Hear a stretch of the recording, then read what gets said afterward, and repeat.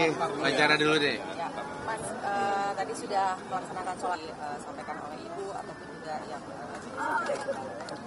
Ya, alhamdulillah pada 1 Syawal 1445 Hijriah yang jatuh pada hari ini, Masjid At-Taufik atau Masjid Taufik Kemas seperti biasa setiap tahun kita menyelenggarakan sholat Idul Fitri berjamaah.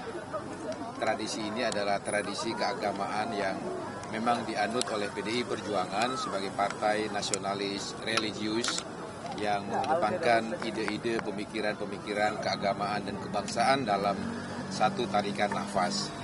Idul Fitri 1445 Hijriah atau tahun 2024 ini memang perayaan Idul Fitri yang penuh makna, terutama makna di tengah bangsa Indonesia baru mengalami satu situasi politik nasional pasca pemilu legislatif dan pemilu presiden yang di dalam proses itu kita sama-sama menyaksikan bersama ada satu situasi yang memungkinkan ada perasaan-perasaan yang ada di dalam masyarakat kita yang perlu untuk menjadikan momentum Idul Fitri ini sebagai sarana untuk kembali ke fitrah kita masing-masing.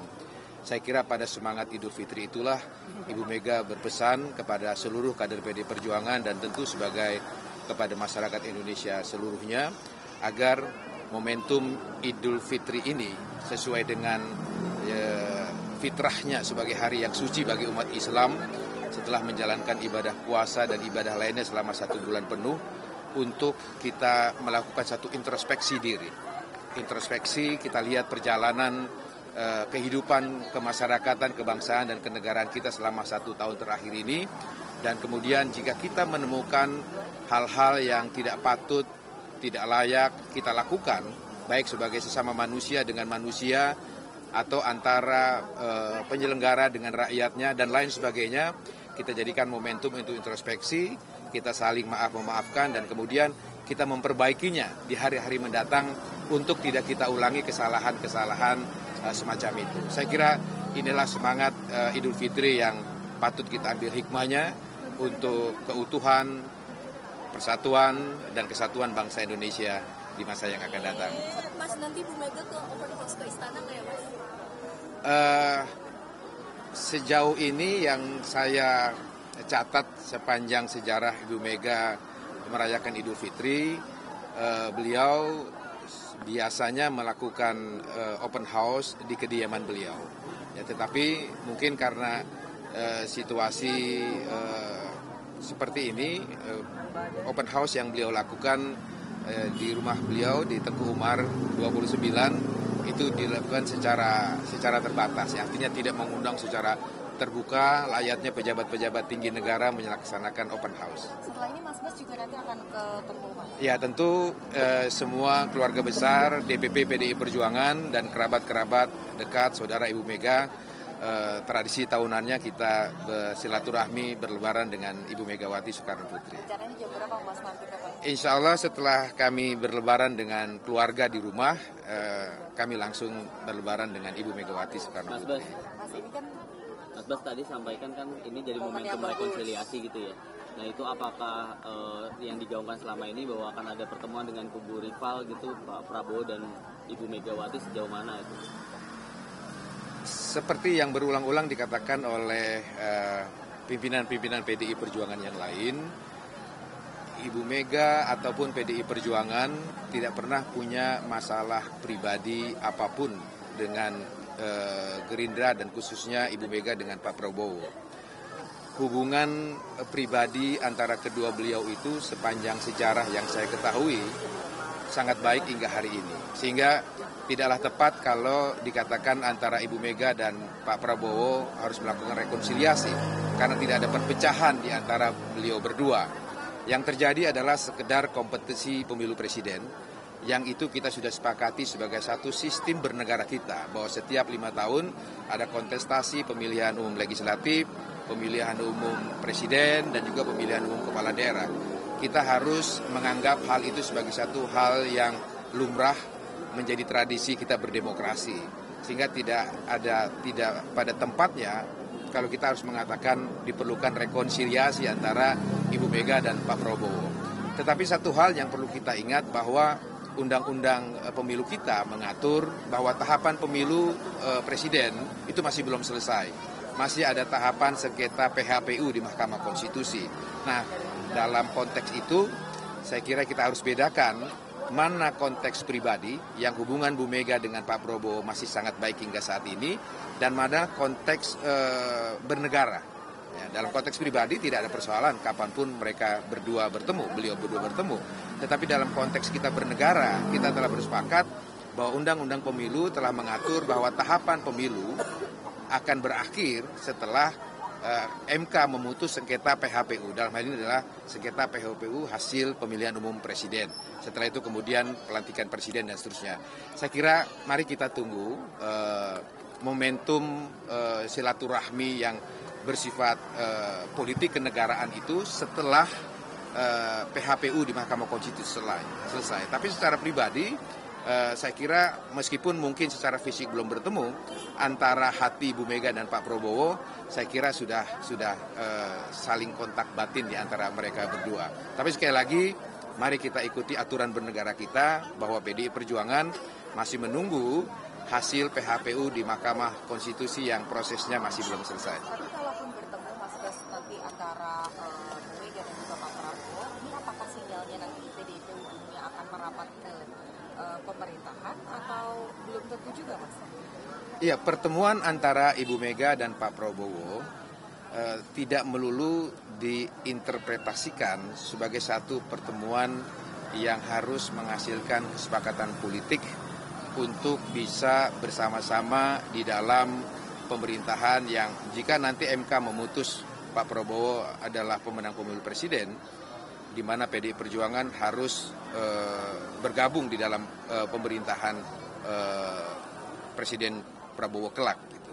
Karena di dalam doktrin politik PDI Perjuangan kita tidak mengenal istilah oposisi politik dalam sistem pemerintahan presidensial. Pancasila yang kita anut sebagai falsafah berbangsa dan bernegara kita pada esensinya adalah mengajarkan demokrasi gotong royong. Nah, demokrasi gotong royong itu tidak harus diterjemahkan bahwa bergotong royong semua di dalam pemerintahan.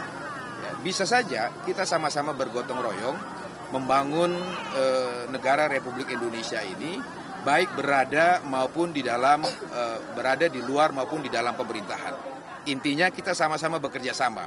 Kalau kita di luar pemerintahan, maka kita akan bekerja sama dengan pemerintahan Prabowo kelak jika beliau dilantik menjadi presiden dari luar kekuasaan pemerintahan.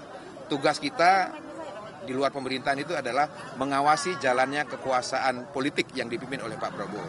Dan itu dijamin oleh konstitusi dan undang-undang MD3. Karena salah satu fungsi dan wewenang Dewan Perwakilan Rakyat Republik Indonesia adalah wewenang untuk mengawasi jalannya kekuasaan pemerintahan negara. Tetapi sekali lagi, di dalam doktrin politik PDI Perjuangan, hal-hal yang menyangkut kebijakan strategis partai sepenuhnya menjadi hak prerogatif Ketua Umum PDI Perjuangan. Sehingga pada akhirnya kami kader-kader PDI Perjuangan, terutama kami di Dewan Pimpinan Pusat, akan menunggu bagaimana sikap politik terakhir yang akan Ibu Megawati Soekarno Putri putuskan kemudian. Apakah berada atau di luar pemerintahan Prabowo Subianto, itu sepenuhnya menjadi wewenang yang dimiliki oleh Ibu Megawati Soekarno Putri yang diberikan oleh Kongres PDI Perjuangan yang kita sebut dengan hak prerogatif. Begitu. Kapan Pak pertemuannya Pak? Ya? Kapan pertemuannya Pak? Pertemuannya tentu sekali lagi tadi saya katakan kalau dari garis politik yang diarahkan Ibu Mega kepada kami, biarkan proses ketatanegaraan kita yang diatur oleh Undang-Undang Pemilu selesai. Apakah itu ukurannya? Ukurannya adalah keputusan Mahkamah Konstitusi tentang perselisihan hasil pemilihan umum presiden. Itu kita masih menunggu itu. Ya, tetapi mengenai realisasinya itu sekali lagi tergantung bagaimana Ibu Mega dan Pak Prabowo sama-sama memiliki hari baik, jam baik, dan menit baik untuk bisa bertemu. Tapi satu hal yang pasti yang kami pahami, Ibu Mega selalu meletakkan pemikiran dan sikap politiknya meletakkan national interest, kepentingan nasional, kepentingan rakyat, kepentingan bangsa dan negara di atas kepentingan pribadi, kelompok, dan golongannya. Saya sangat yakin tentang hal itu. Oke, selamat. Pak Bas, mau nanya dong, tadi kan katanya Ibu Mega nggak buka open house di rumah. Nah, apakah ini artinya nggak datang ke istana? Karena kan Presiden Jokowi mengundang presiden-presiden terdahulu untuk ke istana. Yang saya tahu, sekali lagi saya ulangi, tradisi Ibu Mega di dalam setiap Idul Fitri, biasanya beliau menyelenggarakan halal bihalal atau berlebaran hari pertama itu terutama dengan keluarga besar beliau. Dengan putra-putri, cucu, kakak, adik, dan keluarga besar Bung Karno dan Haji Muhammad Taufik Kemas. Lalu kemudian kami, DPP PDI Perjuangan, dan orang-orang dekat atau keluarga dekat Ibu Mega lainnya, biasanya kami juga berlebaran di Tengku Umar, begitu. Mas, penegasan aja, ini kan ada informasi simpang siur yang mungkin konteksnya bukan pertemuan terkait dengan kenegaraan. Tadi kan dibilang ada opsi juga pertemuan yang sifatnya pribadi. Ada informasi bahwa Pak Prabowo dan Bu Mega ini juga akan bertemu di masa-masa Lebaran. Nah, itu informasinya betul atau enggak, Mas, di hari kedua Lebaran? Saya belum mendapatkan informasi yang pasti tentang hal itu.